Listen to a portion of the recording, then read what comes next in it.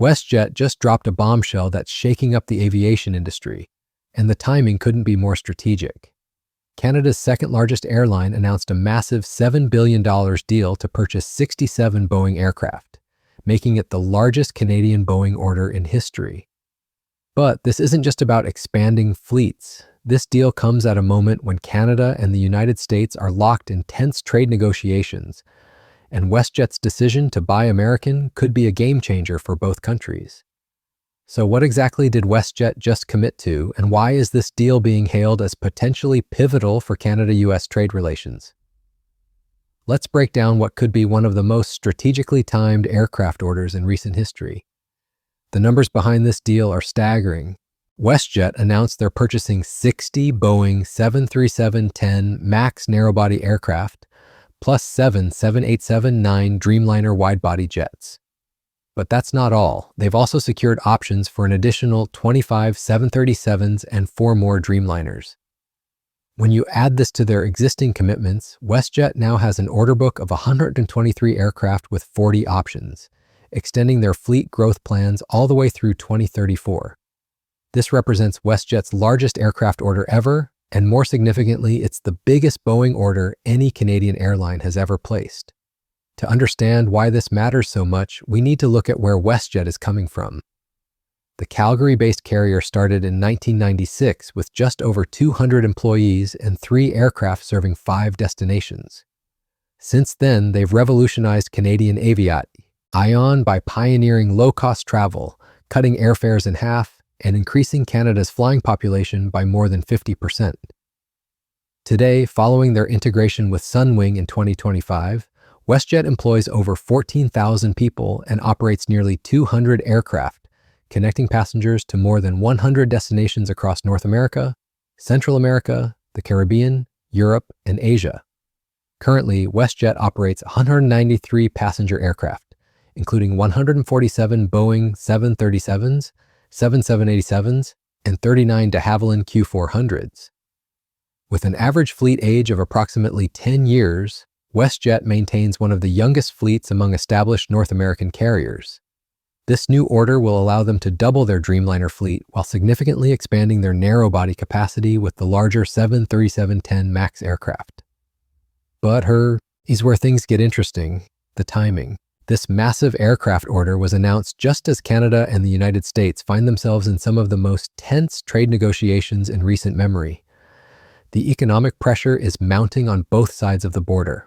Canada's economy actually contracted in the second quarter much more than anticipated, largely due to U.S. tariffs squeezing exports. So this is extremely distressing news. We knew this was going to come at some point. We knew there was going to be a hit to the Canadian economy, and now it is here. So the question is, now what? First of all, what does this mean for interest rates? Because the Bank of Canada, of course, watches these numbers extremely closely.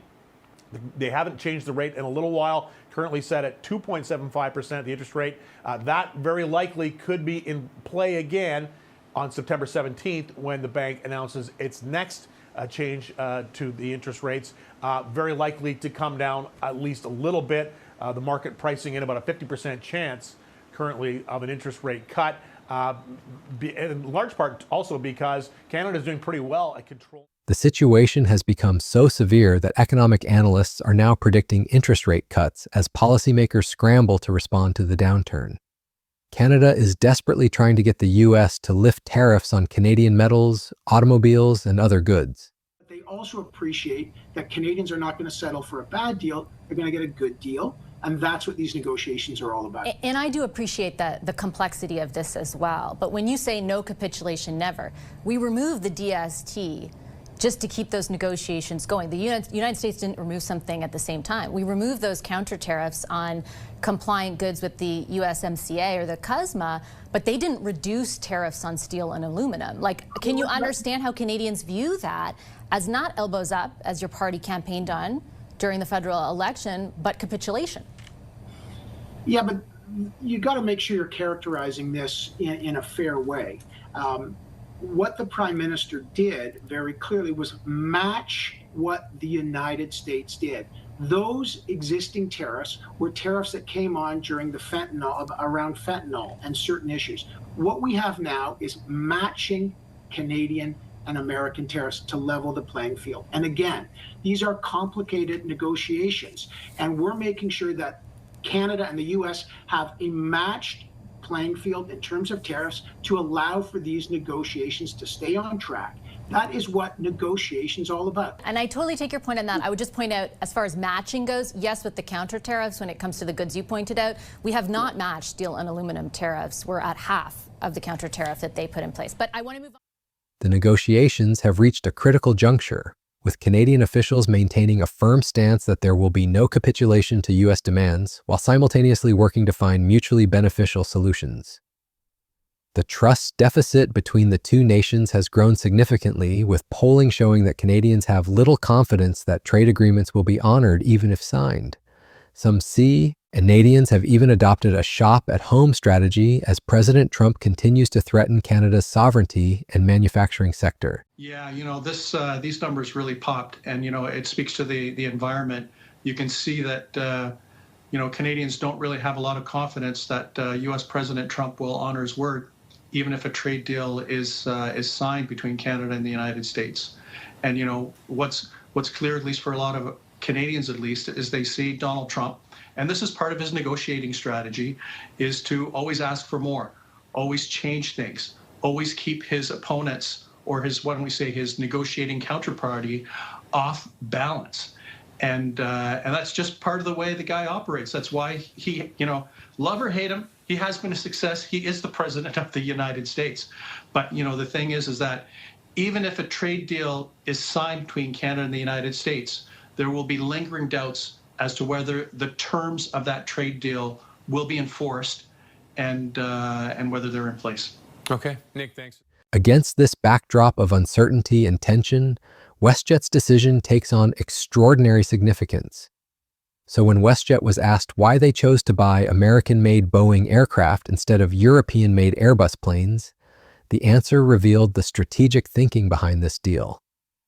WestJet CEO Alexis von Hunsbruch, who previously worked at Lufthansa and Austrian Airlines, acknowledged that Airbus builds great planes, but he emphasized the benefit of maintaining aircraft-type consistency to reduce operational complexity. More importantly, he stressed that this order supports manufacturing jobs on both sides of the border, calling it an endorsement of the close partnership between those countries. The economic implications of this deal extend far beyond WestJet's operations. Canada is actually one of Boeing's largest international supply bases, providing aerospace parts for all Boeing commercial airplane models in production. This relationship contributes $4 billion economic benefits to Canada each year, while securing long-term manufacturing jobs in both Canada and the United States. Boeing employs 1,500 people making parts in Winnipeg alone, while the 737 is manufactured in Seattle and the 787 in North Charleston, South Carolina. Canadian Minister of Transport and Internal Trade Chrystia Freeland was quick to highlight the deal's broader significance. She called it a pragmatic approach to doing business, creating new opportunities, economic benefits, and long-term jobs on both sides of the border. This wasn't just diplomatic speak. This deal represents exactly the kind of mutually beneficial economic relationship that both countries desperately need right now. The aircraft themselves represent cutting-edge technology that will transform WestJet's operations. The 737 MAX aircraft use significantly less fuel, reduce emissions by 20%, and cut airframe maintenance costs by 14% compared to previous generations. The 737 MAX 10, which is still awaiting certification by U.S. regulators and isn't expected to be approved until 2026, can seat as many as 230 passengers. This compares favorably to its smaller cousins. The MAX 8 and 9 hold 210 and 220 passengers respectively. The 787 Dreamliners bring their own advantages, particularly for WestJet's international expansion plans. These wide-body aircraft are renowned for passenger comfort, featuring larger windows, quieter cabins, and improved air quality that make long-haul flights more comfortable. For WestJet's strategy of connecting Canadians to international destinations, these aircraft are game changers. But the strategic implications go deeper than just aircraft specifications. Boeing has been winning a string of major orders in recent months, particularly from countries that are negotiating trade deals with the Trump administration. WestJet's order fits perfectly into this pattern, potentially serving as a goodwill gesture that could influence broader trade discussions between Canada and the United States. The timing is particularly crucial given the current state of Canada-U.S. economic relations. Trade tensions have been escalating, with both countries looking for ways to demonstrate the mutual benefits of their economic partnership. WestJet's decision to make such a massive commitment to American aerospace manufacturing sends a powerful signal about Canada's willingness to invest in the bilateral relationship. From Boeing's perspective, this deal couldn't come at a better time. The company has faced significant challenges in recent years, from the 737 MAX crisis to supply chain disruptions. Securing such a large order from a major Canadian carrier not only provides crucial revenue, but also validates their recovery efforts. Boeing Commercial Airplanes. President and CEO Stephanie Pope emphasized that the deal builds on our 3 decades of partnership and solidifies their fleet for the decades ahead. For WestJet passengers, this investment promises significant improvements in travel experience. The newer, more efficient aircraft will allow WestJet to maintain its position as Canada's leading low-cost carrier while expanding route networks and improving service quality. The airline's ability to offer more flights at competitive prices will improve accessibility to key travel hubs across North America and internationally, benefiting both business and leisure travelers. The deal also has significant implications for Canadian employment and economic growth. WestJet's expansion plans, supported by this massive aircraft order, will create thousands of jobs across the aviation sector. From pilots and flight attendants to maintenance technicians and ground crew, the ripple effects of this expansion will be felt throughout Canada's economy. Alberta Premier Danielle Smith was particularly enthusiastic about the announcement, noting that it reinforces Alberta's growing reputation as a leading aerospace and aviation hub. The province has been positioning itself as a center for aviation excellence, and WestJet's massive expansion supports this strategy. But perhaps the most significant aspect of this deal is what it represents for the future of Canada-U.S. economic relations.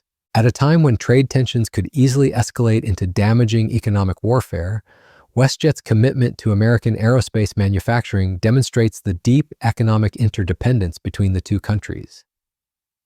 This isn't just about buying airplanes, it's about investing in a shared economic future. The deal also highlights the complexity of modern international trade. While political rhetoric often focuses on competition and conflict, the reality is that successful businesses depend on cross-border partnerships and supply chains. WestJet's order supports American manufacturing while relying on Canadian suppliers who provide components for Boeing aircraft. This creates a web of mutual dependence that makes economic conflict counterproductive for both sides. Looking ahead, the success of this partnership could serve as a model for other sectors. If WestJet's expansion proves successful and the aircraft deliveries proceed smoothly, it could encourage other Canadian companies to make similar commitments to American suppliers, while demonstrating to American policymakers the benefits of maintaining strong economic ties with Canada. The delivery schedule extends through 2034, meaning this partnership will span multiple political cycles in both countries. This long-term commitment provides stability and predictability that benefits both Boeing's production planning and WestJet's fleet development strategy. It also creates institutional momentum that could help weather future political tensions. For the broader aviation industry, WestJet's order represents a vote of confidence in the recovery of air travel demand. The airline is clearly betting that passenger volumes will continue growing over the next decade, justifying such a massive expansion in capacity. This optimism could influence other carriers' planning and investment decisions. The environmental implications are also significant. The new aircraft's improved fuel efficiency and reduced emissions support both countries' climate commitments while reducing WestJet's operational costs. This demonstrates how economic and environmental objectives can align when companies invest in modern, efficient technology. As we watch this deal unfold over the coming years, it will serve as a crucial test case for Canada-U.S. economic cooperation. Will the mutual benefits be realized? Will the partnership survive potential future trade disputes? Will other companies follow WestJet's example of making long-term commitments that span borders? What's clear is that WestJet's $7 billion Boeing order represents far more than a simple aircraft purchase.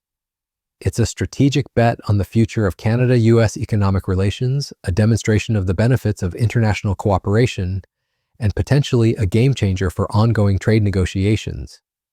Whether this bold move pays off will depend not just on WestJet's execution, but on the broader political and economic relationship between two countries that remain each other's most important trading partners.